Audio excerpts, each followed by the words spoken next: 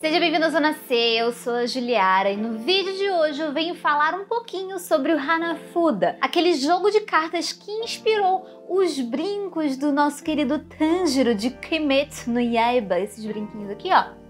Então, eles foram inspirados nas cartas de Hanafuda. E se você gosta desse tipo de vídeo relacionado a coisas curiosas dos animes, de origem das coisas, de teorias, eu te convido a se inscrever nesse canal aqui, ou se você já é inscrito, deixar o seu like aqui embaixo também para ajudar o meu trabalho aqui no YouTube, e compartilha com aquele seu amigo que você acha que vai gostar de saber essas curiosidades aqui a respeito do brinco do Tanjiro. Eu tenho quase certeza que você deve lembrar de alguém se referindo ao Tanjiro como o garoto dos brincos de Hanafuda ou o garoto com os brincos que parecem cartas de Hanafuda. Já devo alertar logo de início que essa segunda afirmação é a mais correta e você vai saber o porquê ao longo desse vídeo. Mas vamos ao que interessa. Mas o que diabos é o Hanafuda? Pois bem, esse jogo de cartas tradicional japonês remonta lá do século XVI e ele é uma inspiração direta nos jogos de cartas que os missionários portugueses levaram para o Japão. Nessa época aí que os missionários foram para o Japão para tentar catequizar os japoneses, eles levaram um jogo de cartas chamadas Ombre, que era da Espanha. Inicialmente, os jogos com essas cartas eram permitidos apenas entre os nobres, mas ele acabou se tornando tão popular e tão rápido que as classes mais baixas também já estavam jogando. Os primeiros decks feitos no Japão foram durante o período Tenshō, e eles ficaram conhecidos nessa época aí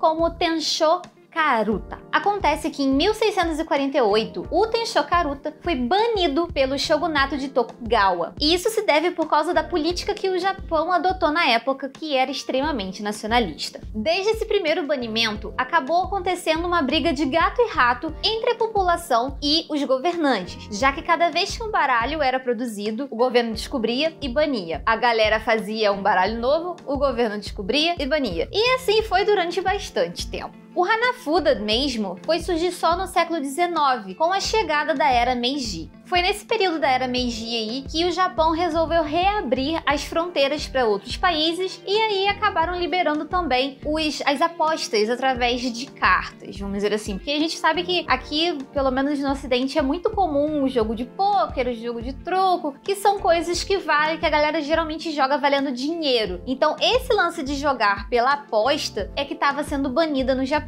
Só que na verdade eles acabavam banindo o baralho junto, porque era com o baralho que a galera fazia as apostas mesmo. O Hanafuda em si, ele veio de um dos baralhos chamados Hana-Awase, que diferente dos outros, era composto de 12 grupos de cartas, que representavam os meses do ano. E cada um desses meses tinham 4 ranks. Já os jogos do Hanafuda são inspirados no Mekuri, que data ali de 1764 e 1789. Já as ilustrações, que normalmente são inspiradas em flores, vieram do baralho chamado Iomi, que são da época do shogunato Tokugawa, que eu já falei anteriormente. Em 1889, surgiu uma fábrica focada em fazer baralhos de Hanafuda, e essa empresa era ninguém mais, ninguém menos do que a Nintendo. Sim, essa empresa que você conhece por causa de Mario, por causa de Zelda, por causa até mesmo de Pokémon. Então assim, mesmo que desde a década de 1970 o foco da empresa tenha se voltado para os videogames, ela não parou de fabricar baralhos de Hanafuda. Então você pode encontrar alguns aí com tema de Mario, com tema do Kirby,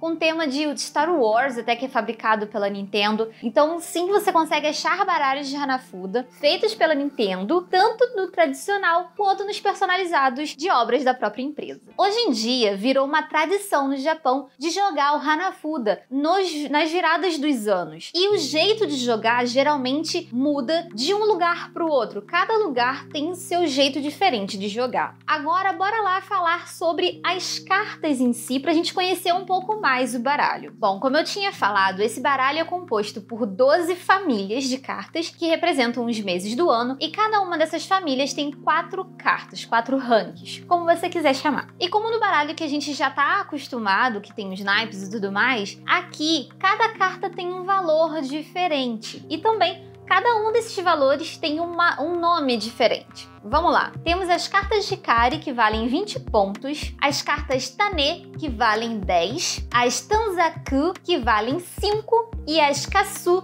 que valem 1 ponto, que são tipo as cartas normaisonas do tarô, né?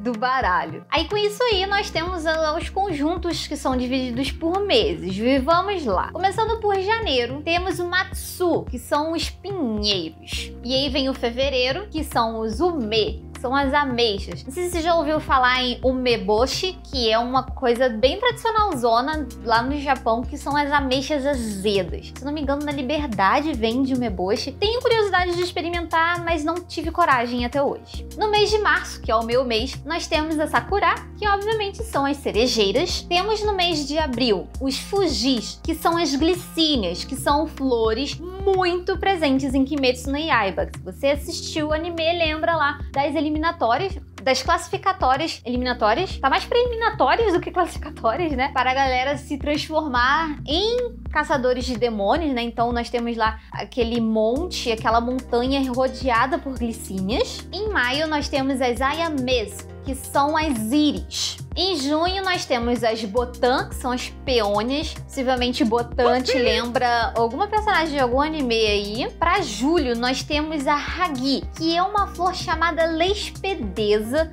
Em agosto a gente tem o Suzuki, que seria tipo umas graminhas que são chamadas de eulália. Em setembro nós temos o Kiku, que é um crisântemo. Em outubro nós temos o Momiji, que é o Bordeaux. Bordeaux é conhecido como aquela folha que é geralmente usada para representar o outono, ou aquela folha que tá lá na bandeira do Canadá, tá ligado? Em novembro nós temos o Yanagi, que é o salgueiro, e por fim nós temos dezembro com o Kiri, que é a Paulinha. Além de todas essas cartas, essas famílias de cartas aí, existem as extras também, mas eu não vou trazer aqui pra esse vídeo, senão eu vou ficar toda a vida falando de cartas. Agora, voltando pro brinco do Tanjiro, você conseguiu achar o brinco dele em alguma dessas cartas? Pois é, por isso que eu disse lá no início que a afirmação mais correta era de que os brincos dele eram inspirados em cartas de Hanafuda. E continuando aqui nos brincos do Tanjiro, teve uma parada há um tempo atrás que eu vi no TikTok até de uma menina explicando que vale muito a pena eu trazer aqui pro vídeo. Olhando para o brinco, a gente não vê nada demais, na verdade, pra gente que é daqui, que a gente não tem tanta vivência dos costumes dos povos orientais, da cultura dos povos orientais. Pra gente isso aqui é só um brinco com uma imagem legal. Só que o que acontece? Muitos associam essa imagem do brinco ao sol nascente. O que seria esse sol nascente? Pra gente é uma coisa normal, porque a gente conhece muitas vezes o Japão como a terra do sol nascente. Só que lá, os militares, principalmente a marinha, usam uma bandeira com o símbolo do sol nascente. O símbolo do sol nascente é aquela bola vermelha que a gente já conhece da bandeira do Japão e 16 raios vermelhos em volta dessa bola. Essa bandeira, como eu falei, é muito usada pelos militares, ela é usada até hoje, só que ela marcou muito na época, principalmente da Segunda Guerra. Nós temos ali a história de que o Japão acabou invadindo a Coreia, a China, e os militares cometeram muitas atrocidades. Isso até se você começar a dar uma pesquisada, tem até uma matéria no BBC que fala a respeito disso, uma matéria recente, porque nos Jogos de Tóquio 2020, que acabaram não acontecendo, né, por causa da pandemia, nós tivemos ali manifestações para que as pessoas parassem de usar essa tal dessa bandeira do sol nascente. Porque para os coreanos, principalmente, isso era uma forma de que o Japão estaria demonstrando uma superioridade. Mas isso se deve a essa época obscura aí da Segunda Guerra, que os soldados japoneses acabavam abusando da galera, tanto da Coreia quanto da China. A China, na verdade, ela não se pronunciou tanto quanto a Coreia. Eles estão tentando estabelecer ali um bom convívio com o Japão, então isso aí já vai mais pro lado da política, mas eu acho muito válido eu trazer isso pra cá, porque na verdade os coreanos e alguns japoneses que conhecem a história até se sentem um pouco envergonhados com o uso do sol nascente. Então assim, é muito importante a gente fazer certas pesquisas, tipo essa